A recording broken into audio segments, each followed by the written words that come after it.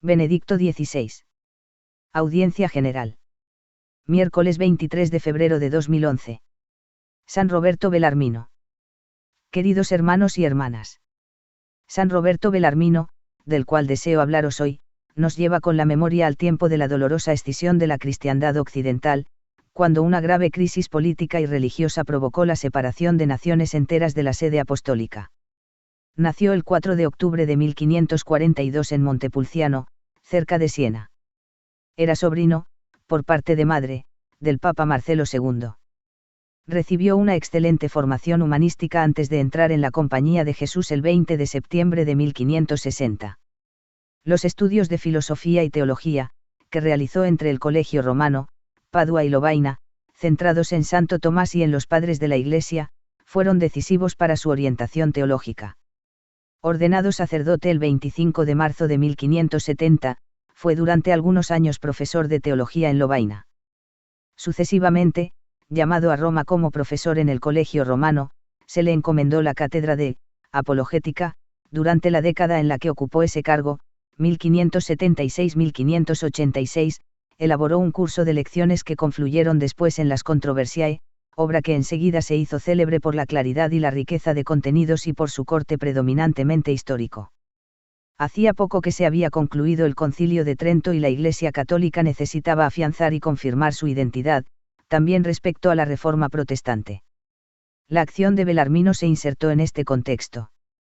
De 1588 a 1594 fue primero padre espiritual de los estudiantes jesuitas del Colegio Romano, entre los cuales encontró y dirigió a San Luis Gonzaga, y después superior religioso.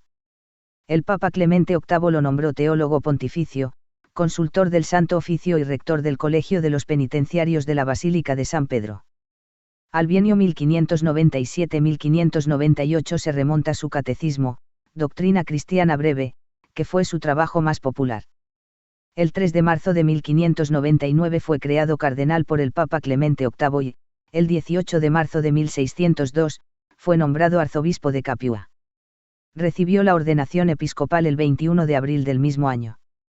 En los 3 años en los que fue obispo diocesano, se distinguió por el celo de predicador en su catedral, por la visita que realizaba semanalmente a las parroquias, por los 3 sínodos diocesanos y un concilio provincial que organizó.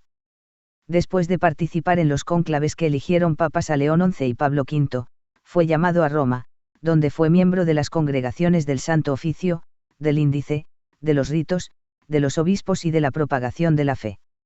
Asimismo, desempeñó encargos diplomáticos, ante la República de Venecia y ante Inglaterra, en defensa de los derechos de la sede apostólica. En sus últimos años compuso varios libros de espiritualidad, en los que condensó el fruto de sus ejercicios espirituales anuales. De su lectura el pueblo cristiano obtiene todavía hoy gran edificación. Murió en Roma el 17 de septiembre de 1621.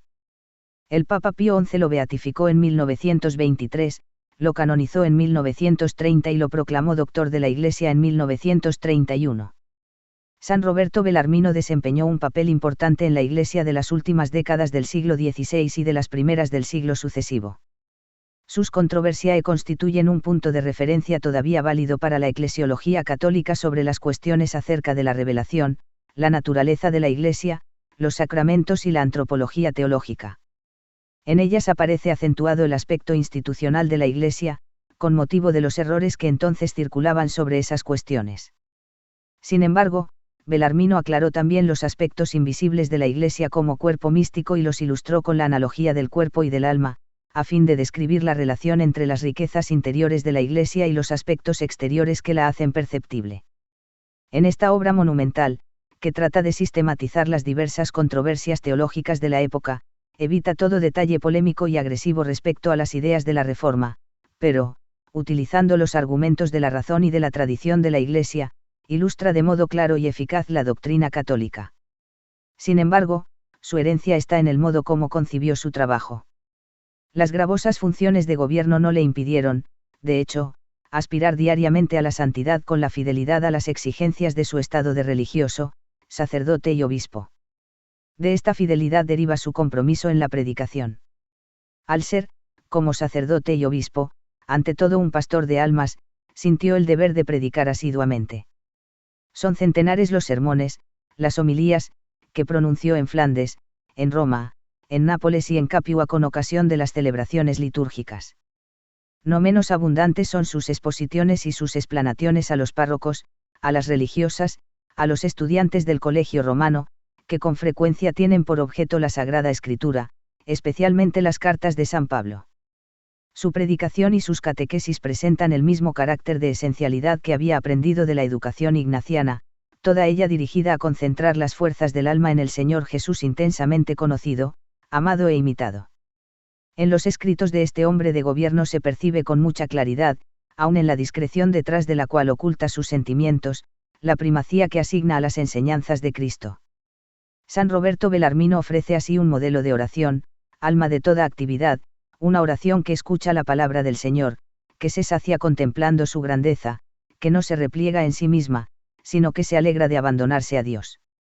Un signo distintivo de la espiritualidad de Belarmino es la percepción viva y personal de la inmensa bondad de Dios, por lo que nuestro santo se sentía realmente hijo amado por Dios y era fuente de gran alegría recogerse, con serenidad y sencillez, en oración, en contemplación de Dios.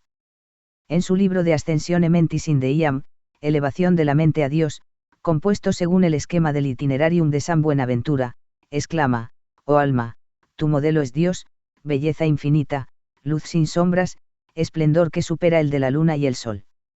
Levanta los ojos a Dios, en el cual se encuentran los arquetipos de todas las cosas, y del cual, como de una fuente de infinita fecundidad, deriva esta variedad casi infinita de las cosas. Por tanto, debes concluir: quien encuentra a Dios lo encuentra todo, quien pierde a Dios lo pierde todo. En este texto se escucha el eco de la célebre Contemplatio ad amorem obtinendum, contemplación para alcanzar amor, de los ejercicios espirituales de San Ignacio de Loyola. Belarmino, que vive en la fastuosa y a menudo malsana sociedad de finales del siglo XVI y comienzos del XVII, saca de esta contemplación aplicaciones prácticas y proyecta la situación de la Iglesia de su tiempo con profundo sentido pastoral.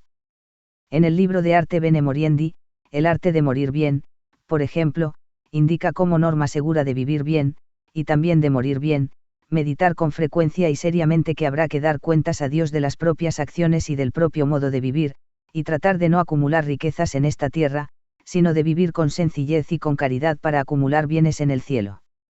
En el libro de Gemitu Columbae, el gemido de la paloma, donde la paloma representa a la Iglesia, llama con fuerza al clero y a todos los fieles a una reforma personal y concreta de la propia vida siguiendo lo que enseñan la Escritura y los santos, entre los cuales cita en particular a San Gregorio Nacianceno, San Juan Crisóstomo, San Jerónimo y San Agustín, así como a los grandes fundadores de órdenes religiosas como San Benito, Santo Domingo y San Francisco. Belarmino enseña con gran claridad y con el ejemplo de su vida que no puede haber auténtica reforma de la Iglesia si antes no tiene lugar nuestra reforma personal y la conversión de nuestro corazón. De los ejercicios espirituales de San Ignacio, Roberto Belarmino sacaba consejos para comunicar de modo profundo, incluso a los más sencillos, las bellezas de los misterios de la fe.